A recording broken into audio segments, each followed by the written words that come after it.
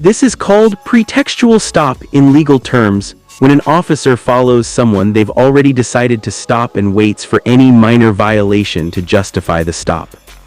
And that's exactly what happened. Mark drove for about 2 miles, perfectly, speed limit, proper lane usage, careful at intersections. But then, at one intersection, Mark's turn signal blinked maybe half a second late. That's it. A minor signal violation that happens to drivers 100 times a day across America. For Officer Mitchell, it was the excuse he needed. The lights went on. Mark, confused but cooperative, pulled over immediately. As Officer Mitchell approached the vehicle, his body camera was rolling, and what that camera captured would become crucial evidence in court.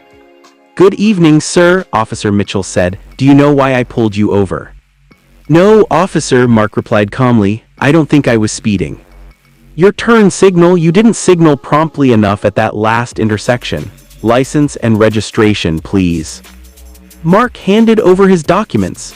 Officer Mitchell took them back to his patrol car, standard procedure. But while he was there, he was already running Mark through the system, checking for warrants, priors, anything that might justify his suspicion. Nothing. Mark had a clean record, not even a parking ticket. When Officer Mitchell returned to Mark's car, his tone had changed. "Sir, I'm going to need you to step out of the vehicle. I suspect you may have been drinking tonight." Mark was stunned. "Drinking? Officer, I haven't had anything to drink. I'm completely sober." "Step out of the vehicle, please." This is where things get interesting, and where Officer Mitchell's case would eventually fall apart.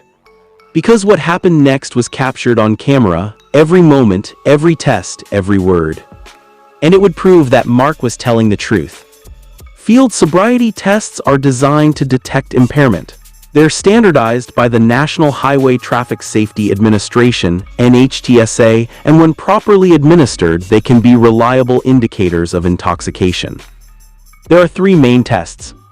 Horizontal gaze nystagmus, HGN. The officer moves a pen or finger in front of your eyes, watching for involuntary jerking movements that occur when someone is intoxicated.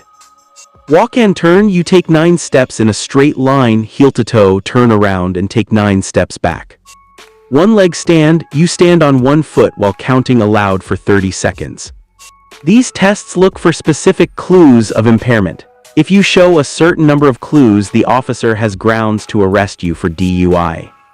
Officer Mitchell administered all 3 tests to Mark, and here's what the body camera footage showed. Horizontal gaze nystagmus.